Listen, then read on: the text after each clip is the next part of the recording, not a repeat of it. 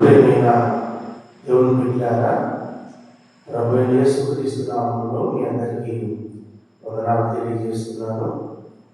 ఉదయకాల సమయంలో దేవుని వాక్యంలో నుండి ఒక లేఖనాన్ని ధ్యానం చేద్దాం.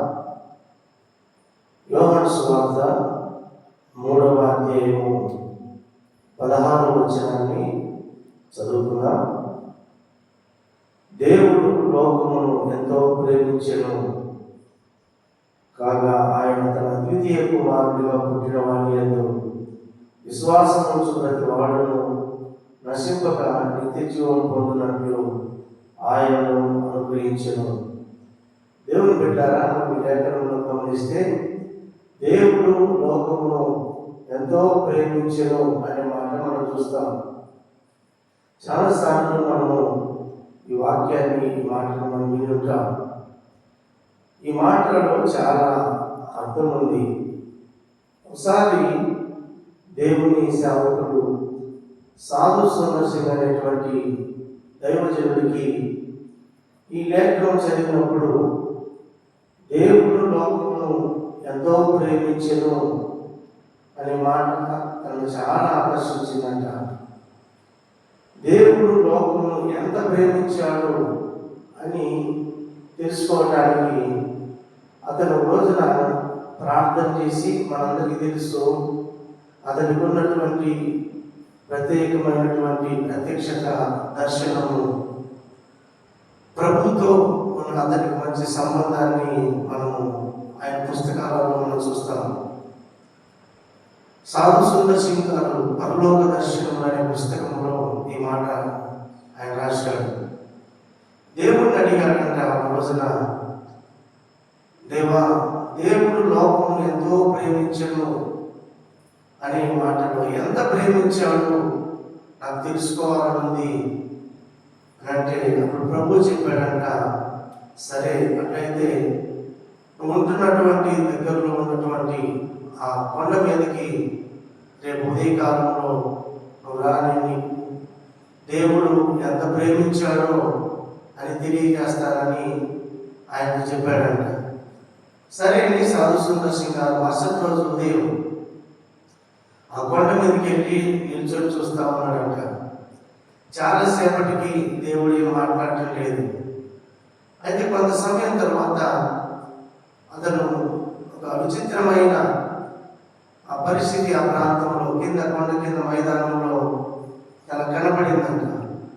అదేంటంటే ఆ మైదానంలో ఎలా జరిగిందో ఏమో కానీ ఒక అగ్ని ఆ అడవి దహించుకుంటూ ఆ మైదానంలో కింద వస్తూ ఉందంట. అగ్ని కీలకలను బట్టి ఎన్నో పశువులు అక్కడ చనిపోవడం, చెట్లు కాలిపోవడం అతను చూస్తూ ఉన్నాడంట. అతను చూస్తూ ఉండగా ఒక పక్షి అప్పుడే పిల్లలు లేపినటువంటి తన పిల్లల మీద ఆయన అడుకోవడము, ఆ గూడు మీద చూశాడంట. అరే, ఈ పక్షి లేచి వెళ్ళిపోతే బాగుండు అని మనసులో అనుకుంటా ఉన్నాడు. అదే సమయంలో పక్క చిన్న పిల్లలు కిస్ కిస్ కిస్ అని అరుస్తూ ఉన్నాయి, అగ్నికీలకలు వస్తూ ఉన్నాయి. పక్షి ఎగిరిపోగలిగినటువంటి పరిస్థితి ఉంది. కానీ అగ్నికీలకలు దగ్గరకు వచ్చినప్పుడు ఆ పక్షి తన పిల్లల మీద రెక్కలు చాపుకొని తల నేల కానించి అలాగనే పడుకొని ఉండి అతను చూస్తూ ఉన్నాడు. కొద్దిసేపటి తర్వాత అగ్నికీలకలు ఆ పక్షిని దహించుకుంటూ దాటి వెళ్ళే ఇంకొంచెం ముందుకు. అట్లా కొంత సమయం తర్వాత అగ్నికీలకలు అంతా దాటి వెళ్ళిన తర్వాత దేవుని స్వరము సాధు సుందర్ సింగ్ దైవజనుడితో మాట్లాడిందంట. అదేంటంటే, నువ్వు వెళ్ళి ఆ పక్షిని కదిలించుకోని. అతడు త్వరగా దిగి ఆ పక్షి దగ్గరికి వెళ్ళి కదిలిస్తే ఆ పక్షి చనిపోయి ఉన్నప్పటికీ సరే ఆ పక్షిని తీసి పక్కకేసేసరికి ఆ చిన్న పిల్లలు, ఆ పక్షి పిల్లలన్నీ కూడా అలాగే బ్రతికుండి అరుస్తా ఉండడం చూశాడంట. ఆ పక్షి కాలి బిగించుకొని పోయింది. దేవుడు చెప్పాడంట, ఆ పక్షికి ఎగిరిపోగలిగిన సామర్థ్యం నుండి కూడా ఎగిరిపోలేదు. తన పిల్లల కోసము తన ప్రాణాన్ని పెట్టింది. దేవుని ప్రేమ అంతకంటే శ్రేష్టమైనది అని తెలియజేశాడంట. నిజమే దేవుని పెట్టారా? దేవుడు లోకమును ఎంతో ప్రేమించెను అనే మాటలో ఎంత ప్రేమించాడంటే మానవులందరి కోసం తన ప్రాణాన్ని పెట్టినంతగా దేవుడు ప్రేమించాడు. ఆ మాట మనం దేవుని వాక్యంలో రోమా పత్రిక 5వ అధ్యాయము 8వ వచనాన్ని మనం చదివినట్లయితే, అయితే దేవుడు మన ఎడల తన ప్రేమను వెల్లడిపరుచున్నాడు. ఎట్లనగా మనం ఇంకనూ పాపమై ఉండగానే క్రీస్తు మన కొరకు చనిపోయాడు. దేవుని బిడ్డలారా, దేవుని ప్రేమ ఎంత శ్రేష్టమైనది. ఆ పక్షి తన పిల్లల కోసము తన ప్రాణం పెట్టింది. తను చనిపోయినా సరే తన పిల్లలు బ్రతకాలి అని తన పిల్లల కోసము తన ప్రాణాన్ని త్యాగం చేసినట్లుగా మన ప్రభు అయిన యేసుక్రీస్తు తన పిల్లలమైన మన కోసము మానవుని లోకానికి వచ్చి శిలువలో మనందరి కొరకు చనిపోయాడు.